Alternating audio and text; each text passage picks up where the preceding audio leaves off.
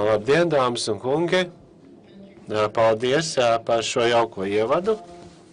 Great honor for me to be here, especially when I start thinking of 2012. 3.5 years ago, there were 3 of us and a nice lady who was an intern with us, and that was my very first day when we started Magdas. It was my first day at the office, and our first office was basically an empty room. We assembled our desks that had been delivered that very day and ordered some pizza and started talking about the future, what the future might look like and what we do expect from that. Now, 3.5 years later, I have the honor to be here to present to you what we have done so far. And so far, this is what I can say right now, we have 115 employees, and we are here to provide chances to people who have almost no chances to get a job. So this is Magdas, and what is Magdas actually? Magdas is a social business company that had been founded by Caritas Vienna, one of the major charity organizations in Austria. Magdas has a mandate, and the very short version of the Magdas mandate is to provide chances. So the Magdas mandate is foundation of social enterprises by transforming existing businesses into social enterprises and doing that according to the definitions of Caritas Vienna standards.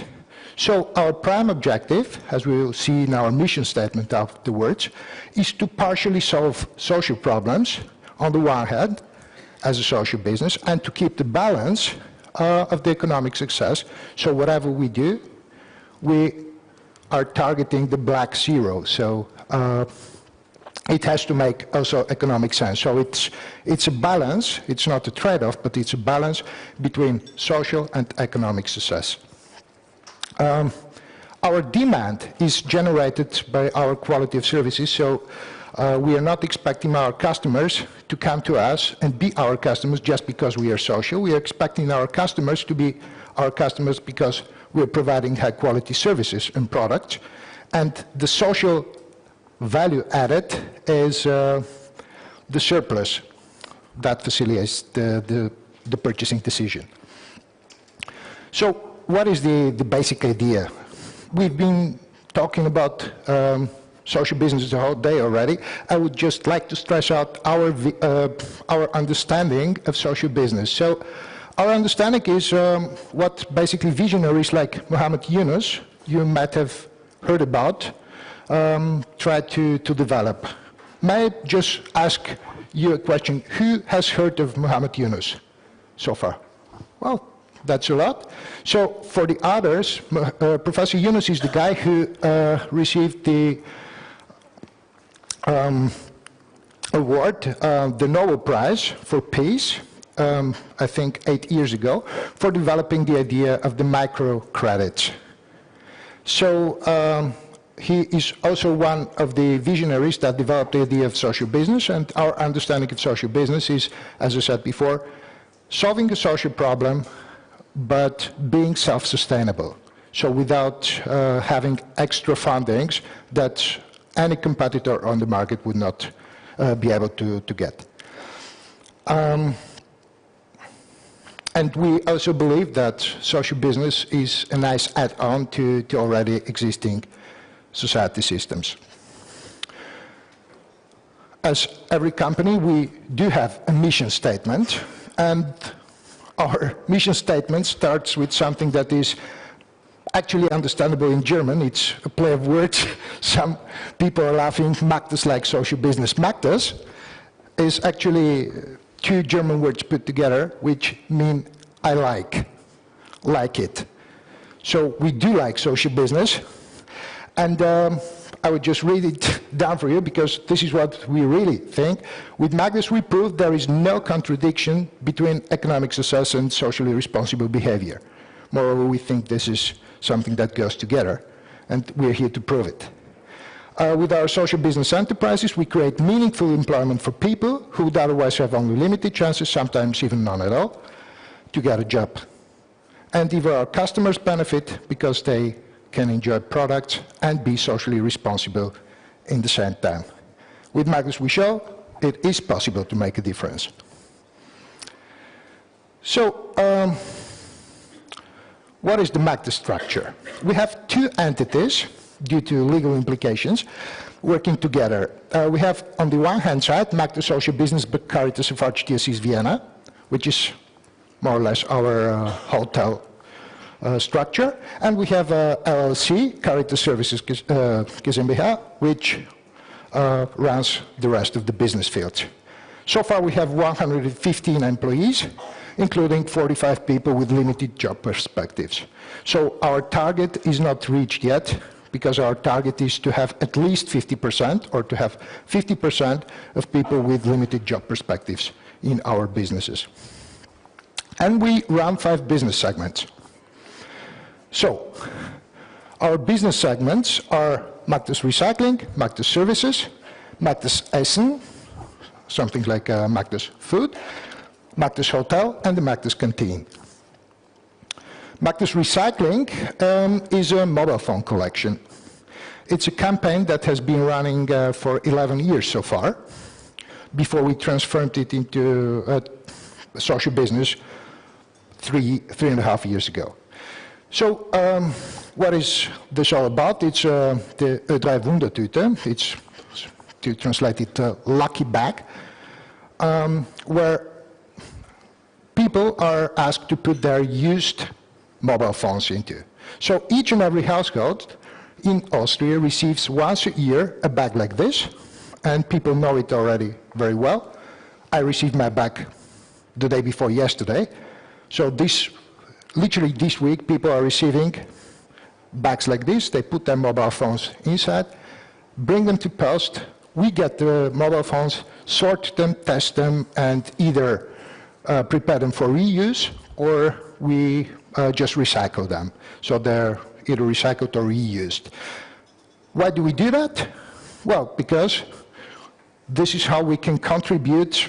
Last year it was 800,000 euro net profit that we contributed to people, to families in distress. Our new project started the day before yesterday, so we are also trying to convince companies to provide us with their old, not used mobile phones, so we can do a bit more for families in distress right now. This is why I had to work in my lunch break, because I received some, I think, 30 emails in the last hour from companies dedicated to provide us with their mobile phones. Our second business field is Magdas Services. So we are facility managers for Caritas Vienna. Caritas Vienna has over 180 real estates with a total surface of about 200,000 square meters. So we do the facility management for them, which includes optimizing of different contracts, energy contracts, and something like this. We also do some repairs by using mobile teams, and there is a big project going on. It is our cleaning project, where we intend to employ maybe 30 to 40 people with lower job chances, and this is one of the business fields for the future. We try to employ refugees that have been granted asylum to Austria in. We also have Magdas Essen, where we serve as a food provider to caring homes for the elderly of Caritas Vienna. So so far we have two large-scale kitchens producing maybe 1,800 portions a day each, and we distribute them to the different homes where they're regenerated. It's the so-called cook and chill production. And for the next year, we're planning to build up one additional canteen, or even a large-scale kitchen, which takes maybe 2 years to build up. We vary our menus. They're seasonal, regional, and according to the needs of our customers. What we do else is our Magdas Canteen. In a very interesting district of Vienna, on the one hand side, it's placed in a building that had been used as a factory. It's a former factory. It's a very beautiful building, that had not been used for several years. We started building our restaurant there. It's a small design restaurant. Then there are some ateliers, there are artists living there, and we are trying to create opportunities to the neighborhood. It's quite a low-income neighborhood, so we try to attract people come to our canteen where they can gather without the need to consume something at very high prices. And on the other hand side, we try to provide high-quality products to our customers as well. We also have the Magdas Hotel, as we heard before. Some people in the room have been there already. So what is the Magdas Hotel? It used to be a former caring home for the elderly run by Caritas, which had been closed down, and it was basically an empty building. Rebuilding that building into a new home for the elderly was very complicated due to legal changes. So there were two options: either to build a brand new building there for a new home for the elderly, or find another use for that home. So this is why we built a hotel there. What is so special about the hotel? Well, it's operated by professionals on the one hand side and by former refugees. So former refugees are actually people who have been granted asylum to Austria and have the legal chance to work. We have 78 double bedrooms, we have apartments, we have a very nice roof terrace, and we carried out a crowdfunding campaign when we started that, but I'll come back to that a bit later. So this is what our hotel looks like. You have to imagine all you see here has been done by upcycling existing amenities. So there were old cupboards, there were some old chairs, for instance, that our specialist in upcycling is an Austrian architect called Daniel Bücher, who supported us through the whole process, was able to turn into new design furniture. So maybe 80 or 90% of what you see here has been existing before that in a different way. So, for instance, we took the doors, put a mirror on that, and now that is the mirror inside of the room. And a lot of creative other ideas that do not cost that much, but allowed us to be unique in a certain way. What we also did was to involve the people that would work in the hotel before that. So already in the building phase, we were employing people that we chose to be working in the future at the hotel. So they developed some relationship with the place they are to work afterwards. We have also suites, yeah, we have a very nice place where people can see that. This is the Magdas Saloon that we define as really as a place where not only hotel guests should come, but this is a place for the neighborhood as well. It is a very attractive place because that hotel is located in a very attractive Viennese area. It's close to the Vienna Prater, which is one of the major tourist sites. It's a huge park, so we are one of the few hotels as well that you can just go out and go for jogging if you're into that, or ride a bicycle right from the door. We also have a lot of book presentations, we have film presentations, and a lot of companies arrange their venues at the hotel. So this is actually what we do at Magdas. I am aware of the fact it is quite a lot. But there are also some social challenges. I would like to talk about the basics, so about what is the basic structure of what we do. So all our employees are deployed and remunerated according to the relevant collective bargaining agreement. So these are, I'm not aware of the fact whether there is anything similar in Latvia. You have something like that. So this is the minimum wages that are paid, so this is also our bottom line. This is at least what we pay, plus a surplus in the respective field. What we do not do is disclose the placement obstacles of a certain employee to the others. So we all know, we and our employees know, we are working in a social business. We know we're working in that type of business to provide chances to people. The placement obstacles are quite different as our mixture of employees is. So we work together with refugees, former refugees, so people who are legally allowed to work in Austria. We work with long-term unemployed people who might be, for example, people that simply cannot get a job due to their lack of qualification, due to their age, due to the fact that they're former drug addicts. We work together with people with disabilities, and we also have some training places, at least at Magdas Recycling, also for day release prisoners. So these are people that are still in prison but about to be released so that they're socially stabilized. What is also very important to what we do is termination management.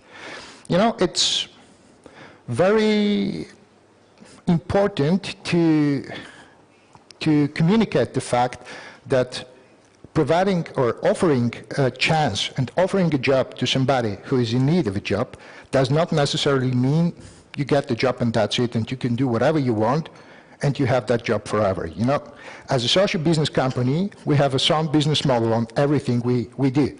So the balance between economic responsibility and social responsibility must be maintained. So it means we provide chances. If a standard market company would offer one chance and then you're gone because you're not good at your job, we offer 5 or 6 or 7 chances, but it's up to the person to get that chance. Still, we try to tailor-make the job and the way of employment and the contract so that we can take care of the needs of the person. So it's as we say, it's a balance between both. We offer both limited and long-term contracts. What does a limited contract mean? It means a person starts to work with us where we expect that person to be stabilized in 1, 2, or 3, or 5 years, and we say, you know, this contract is limited to 2 years. So after a year or 1.5 years, we try to support that person to find a job on the prime market. If the person does not succeed, this does not mean that we terminate the contract, but we try to convince people that they're able to do a job out there if they want to. On the other hand side, we also offer unlimited contracts. Most of our contracts are unlimited to people who just would like to work with us, and on the other hand side are happy with working with by working with us. We recruit professionals of the respective level of business, which means our executives have some professional experience in the very typical business field. And what we also do, and this is also our social responsibility, is to establish an impact measurement. As social entrepreneurs, you know that impact measurement in social context is a very, very complex topic. Still, we are working on that. We have cooperations with different social organizations. We have a cooperation with the Vienna University of Economics, and we are very much into that. And as a first step, we have already installed the Social Advisory Board that supports us not only in the economic scale, but also in terms of social responsibility and social impact measurement. So, I talked about the basics, but there is a lot we have learned. Believe me, as a startup, we have really learned a lot. It was a very long and very demanding process, and it made us happy to be here, where we are today, but there's a lot we got to know about what we're doing. So the most important thing is what we learned is that the training phase of the unskilled people should be as long as possible. You cannot expect somebody to enter a business and be a professional in a week or two. It is very, very different from business field to business field.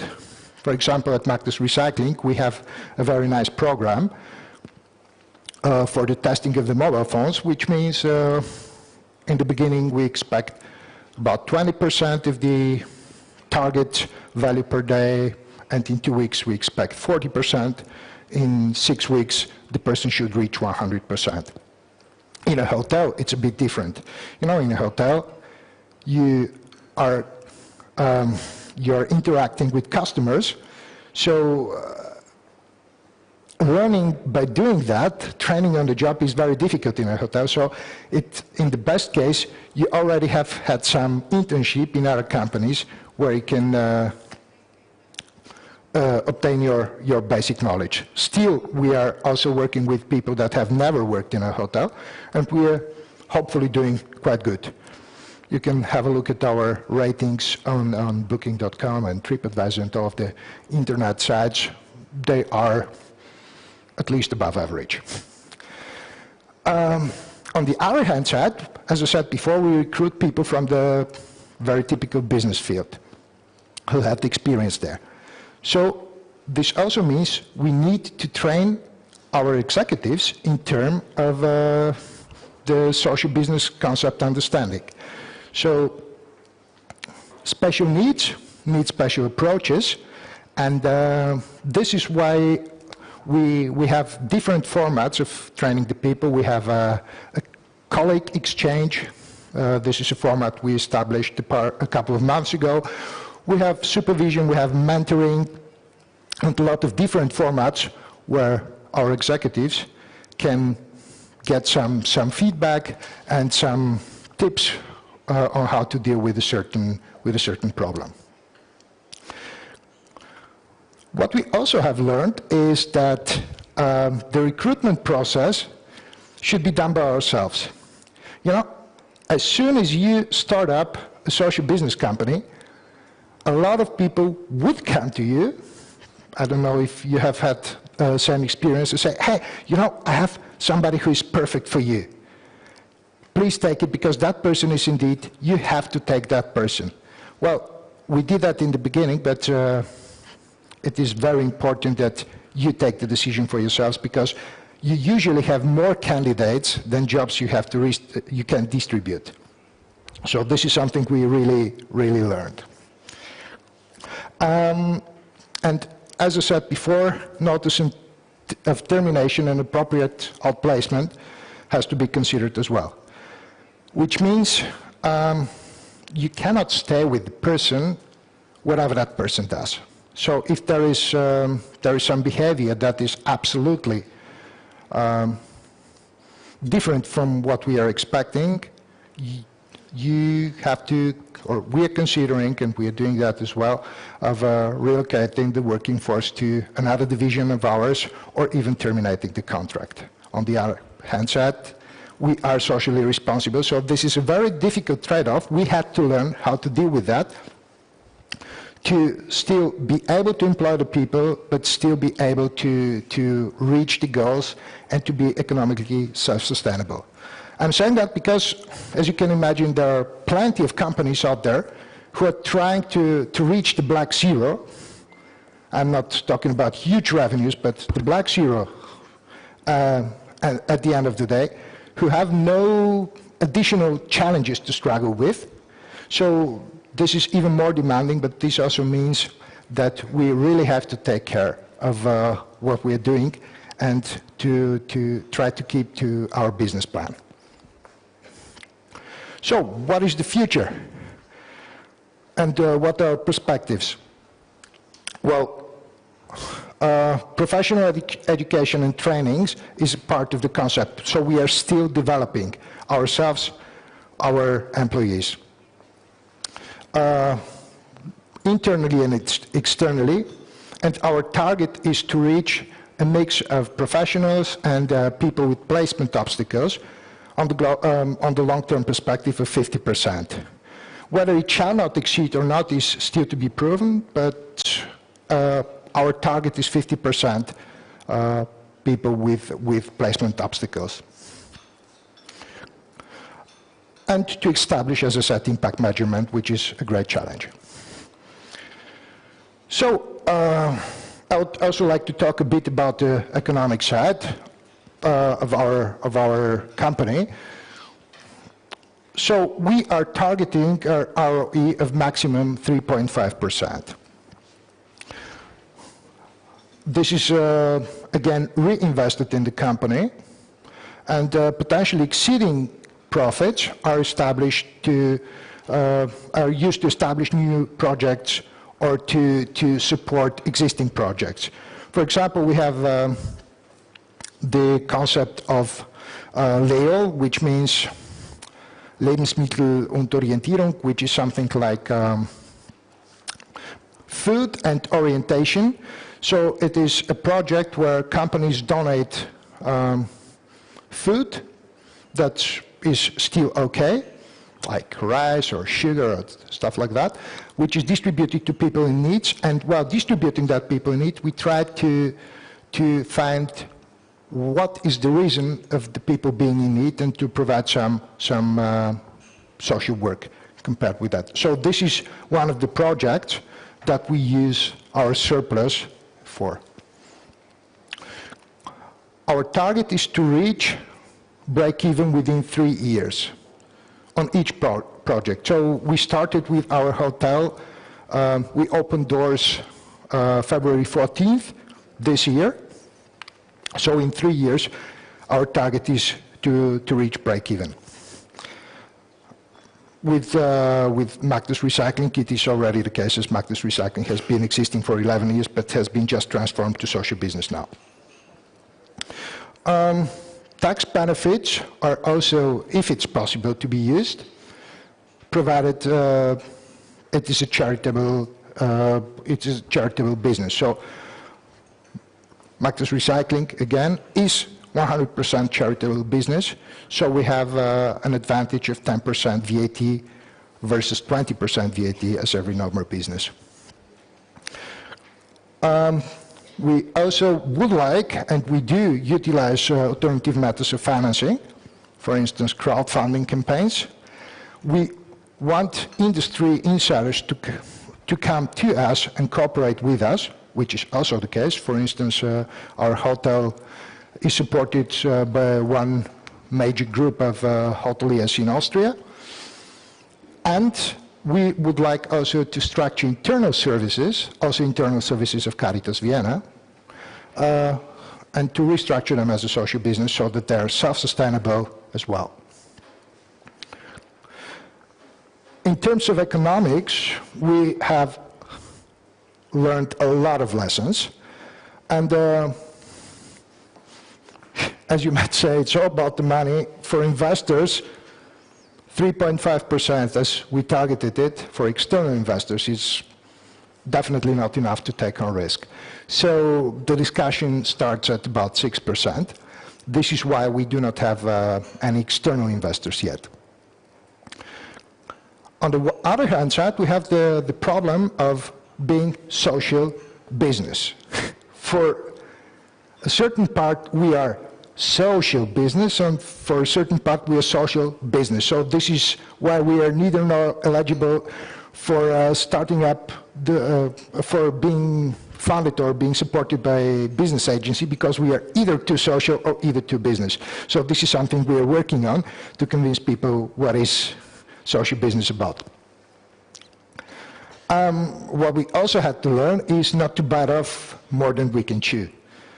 As I mentioned before, we are doing really a lot of stuff, and our growth was quite exponential. So now is the time just to hold on, take a breath, and stabilize whatever we have started so far. Social business and a startup is something that is connected with a lot of risks. What we have learned so far is as well that potential partners, investors, banks, and public sectors are not the first person to take on risks. the first person to usually take on risks are, as Zoran said before, some philanthropy funds and then people that are willing to donate the money and are happy to receive 25 or 100% afterwards. And something more, crowdfunding is a known trade, so by just setting up a website and say, hey, invest to my company and you can get something instead, you might not be as successful. You might not have that success that you are expecting in the beginning. So it is really useful to benefit from existing platforms such as, well, you know the crowdfunding platforms. Not going to make any advertising for that. Another lessons learned, and this is also a very crucial factor, was that taking over existing structures can cause severe resistance from employer representatives. People hear something new, and if those people have been working in a social area so far, and then you say, hey, guys, I'm doing a social business right now out of it, and we're restructuring as a social business, there is a severe resistance. So a lot of communication and a lot of convincing is needed to explain people what social business is about. You know, when I'm standing here and talking to you about social business, I'm quite confident that you all know what I mean. But if I'm trying to explain the idea of social business to people that just go to work, do their job, go home again, and that I tell them, okay, right now you are a part of a social business project, the first reaction is, ooh, business, I don't like that. It sounds like money, it sounds like not being socially responsible. So that it's really, really a very tough job to do, but still possible to convince people that social business is not the wild economy out there. What we also learned is that some industries, some labor-intensive industries, use, I wouldn't call them tricks, but use the chances provided by law to the maximum extent, which contradicts to the core principles of Caritas Vienna and of being socially responsible. So this leads to the fact that our prices might be higher than the prices of a competitor who is on the market. So this is why advantages of non-distributions of profit do not usually cover, or sometimes do not cover, the costs of reduced performance by employees and training requirements. So how are we going to deal with that? First of all, we thought about, or we just started the Magdas Academy. Magdas Academy is structured as a new entity that is not market financed, so foundations, state programs can invest into Magdas Academy so that we are able to train our employees or our future employees. We are also trying to get the most of the charitable side of the social business. So if a certain social business is considered charitable, we try to get the cost advantages out of it as well. Sorry. And we're also thinking about social franchising, but this is a project we have not started yet. It's just a thought that we had. Magdas Academy, as I said, it's additional educative support that is demand-driven, so we decide in the very respective case what training our employees would like to have and what is required. And our goal is, again, optimal and sustainable inclusion of people with no chances. So it's a separate academy, different funds, different companies can invest into, so that we can provide the best training for the people so that they can start working with us or even with an external company as well. So I tried to be as brief as possible so that we have chances to interact. Thank you very much for your attention, and you can follow us on the internet, and should it be in Vienna, what I really hope, our doors are always open for you. Thank you.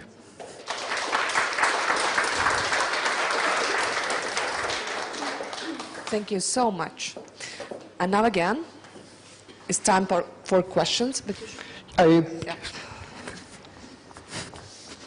Kamēr Georgijs meklē austiņu. While Georgi is getting his headsets, is there anybody with the first question?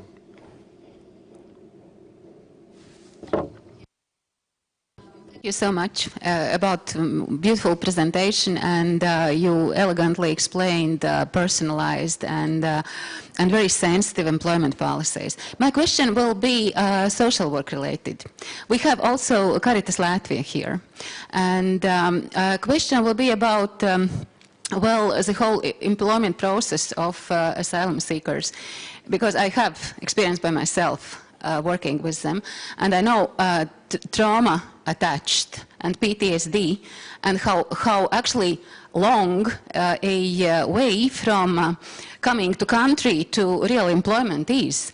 So my question is, either Caritas Austria is doing crisis intervention, and only then you receive employees, or do you do kind of supportive crisis intervention during employment, or? Thank you. Thank you for the question. Well, it is indeed both. So the procedure is like this. Somebody comes to, a certain person is coming to Austria and applies for asylum. So until asylum has been granted, it is a process that might last a month or a year. It depends on the respective case. In this time, the charity organizations, for instance Caritas, provide some social work. As soon as the people have been granted asylum, they can start legally working and also start working with us. What we provide and what we started doing now is also provide some social work. Some crisis intervention is a hard word, as you know, because if there is a crisis, the question is that person actually able to work already, or does that person need some time to be stabilized?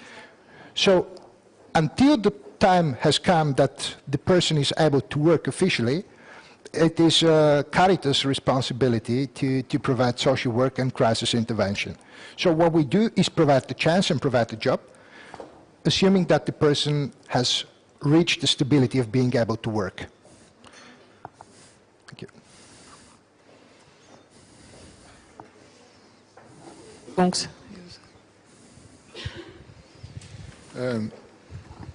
Yeah, you briefly mentioned the impact measurement and some cooperation with scientific institutions on that.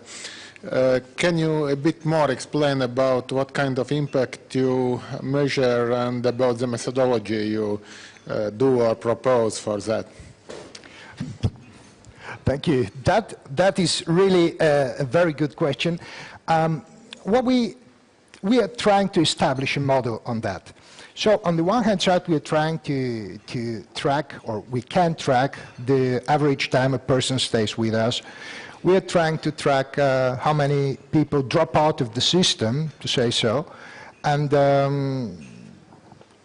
there are a lot of other factors that are still under development. I can give you also the direct contact to the Vienna Nonprofit Institute of the Vienna University of Economics, who is supporting us on that. But there are no detailed terms yet, because just as an example, it's good that you asked that question, because I was asking that very question 3 years ago on the European Social Innovation competition in Brussels to some pros from the industry.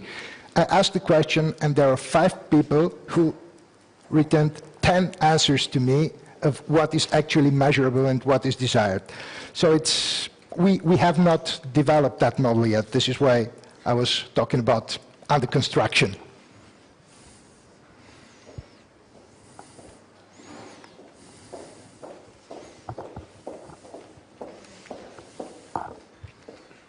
And what about your plans? Does your company have plans some new directions, maybe to open maybe Magdas Travel or something like that? We have some ideas in our development pipeline, but as I said, after 3.5 years of being a startup, it is now the time just to hold on, take a deep breath, to stabilize our business fields, and then think about the future. I mean, we have some minor developments which are starting actually in January. For example, Magdas Design. It is a very small project we are introducing to market. We are just negotiating with some retailers that are able to take our products, but we are not planning any huge projects for the next year.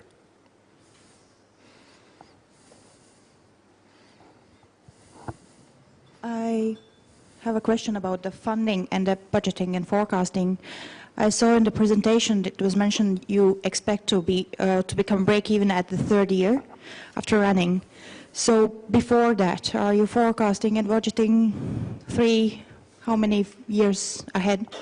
We are forecasting 3 years ahead, and our very detailed budget is done on a yearly basis. So in the beginning, about the funding, we are a 100% affiliate of Caritas Vienna, still a company on our own. So in the beginning, and the investment that has to be done, for instance, for the hotel, is a standard loan that was given to us by Caritas Vienna, which we have to pay back. So this is a part of our business plan. So we are forecasting for 3 years in the future.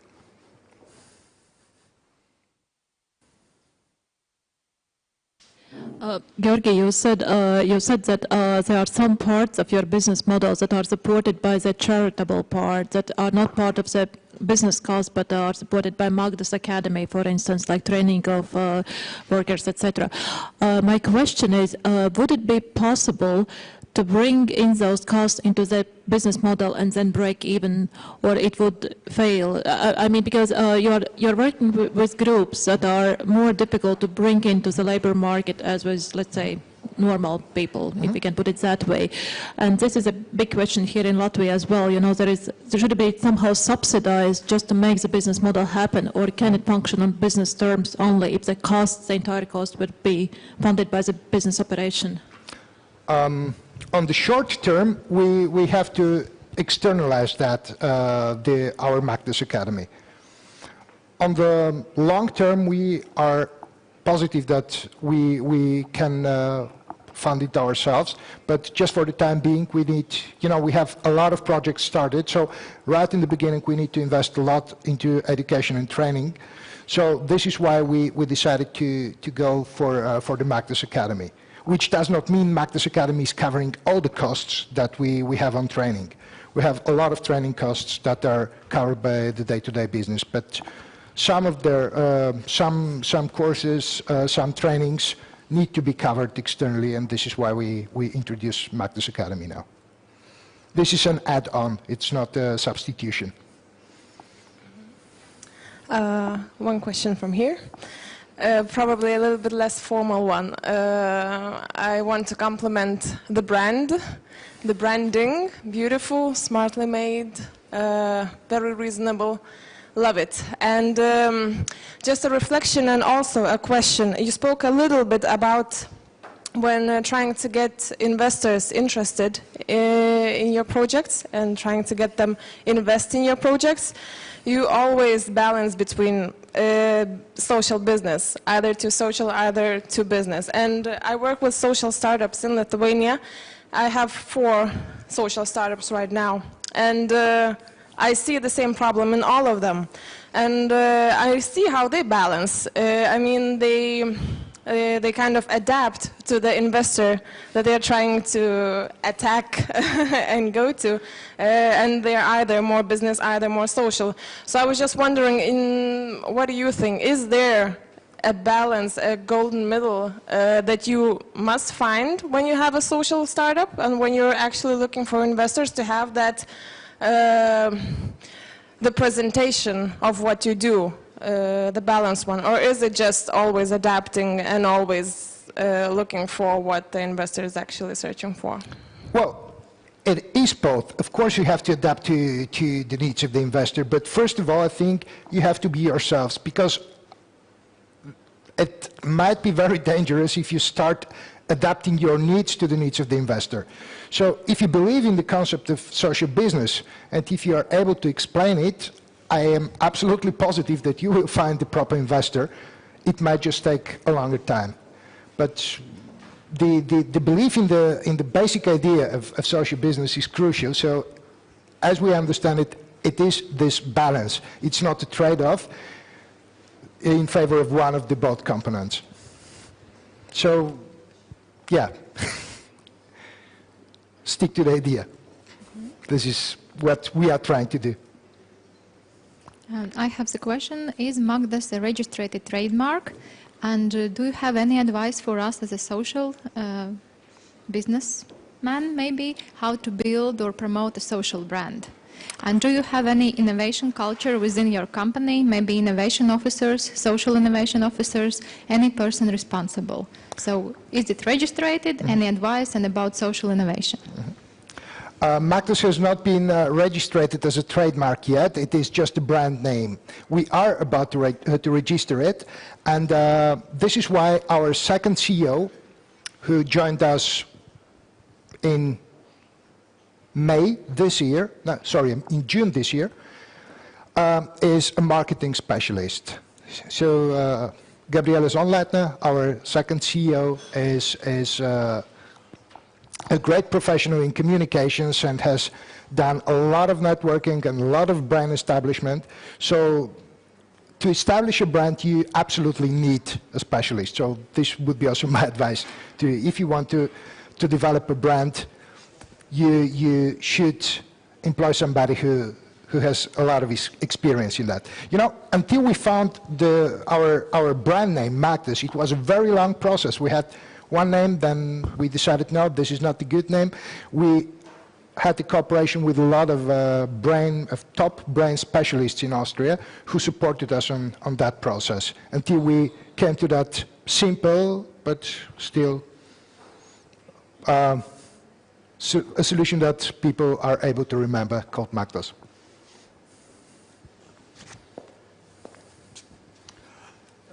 In your economic challenges slide, you mentioned the point about utilization of alternative methods of financing, and namely social impact bonds. How it works in your case, social impact bonds? This is something, the social impact bonds is a brand new concept that is being just discussed on in Austria. It means, just in a nutshell, a social impact bond means that you get some money back from the government for preventing something bad to happen. So it's a very negative formulation, but for instance, in the UK, they're trying to do it like this. You work with former prisoners. There is a certain probability of former prisoners to go to jail again, to get criminals again. So if you employ them and you can prove that a certain percentage of those people is still socially responsible and still active in working force, you are able to get some fundings from the government. So in a nutshell, it's a quite complicated model. In Austria, we have not started it yet. There is a paper by the Austrian government, by the Ministry of, by the Social Ministry, which has been published, I think, 2 weeks ago. I can send you that in detail. So it's still in research. It's a concept that we need to prove. Okay, thanks. And the last two questions, but first one is already taken. Thank you.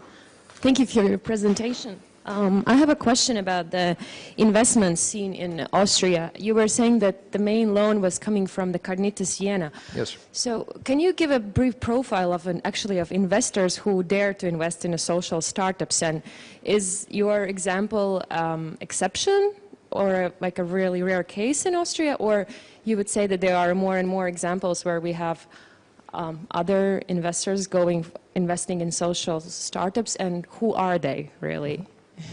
Well, they are such. Thank you. We were the first one to start up a social business, dedicated and say we are a social business. In the past few months, there are several other companies starting up as a social business, but usual investors are, in our very typical case, it was Caritas Vienna, because we actually were founded by the innovation unit of Caritas Vienna. So the idea was born there, developed there, and we were founded as a social business company because Caritas Vienna said, okay, we need to prove that there is something that can be done. However, it does not always, it sometimes contradicts to what a charity company is able to do. So a charity company is not able to do any trading, for instance. This is why it was externalized and was given the funds. And we were founded to be able to operate without endangering the charity image of Caritas. Typical investors, there are several investors in Austria that always try to find a new way to invest too, but these are, it is a group that is still growing, to say so. So there is not the typical social business investor. Thanks. And the last question goes to? Yeah, I'm sorry I had to ask this one. This is very interesting. We understand that financially and economic-wise, the charitable company entity is not investable, is not attractive to investment, because you decided return on equity of 3%, 3.5%. Why not establish a fully limited liability company, commercial, which will make a return on equity of 6%, and will, by bylaws or whatever, redistribute its dividends to the association or whatever social impact you want to achieve, increase salaries to these deprived people, hire more people, train them, do its social, you see, so this entity, the commercial entity, will be fully investable. The growth model is there, yeah? Yeah, this is a concept I came across 2 weeks ago, where the social business is splitted, as you describe it, into a social entity and a business entity. This is something we have not thought about so far. We definitely wanted to make something that is able to exist together within the same company, just to prove that concept. And this is why we cannot reach 6% with that company, because we are doing social and business together. But yeah, I can absolutely see your point. This is, I saw a company from, I think it was again from Bangladesh, 2 or 3 weeks ago. They were doing exactly like that. They had a business company that financed or contributed to the social company. Yeah.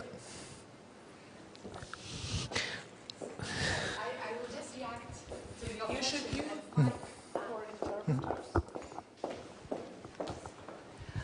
Well, it's not a question. I will just react to your question and to your answer. At the end, it's not so interesting to have a company which is a normal business company who is financing a charity. What is interesting is the job creation, it's training on the workplace, it's integration of people. So for that, you have to have this conciliation of a business company and a social company in one. So, well, just...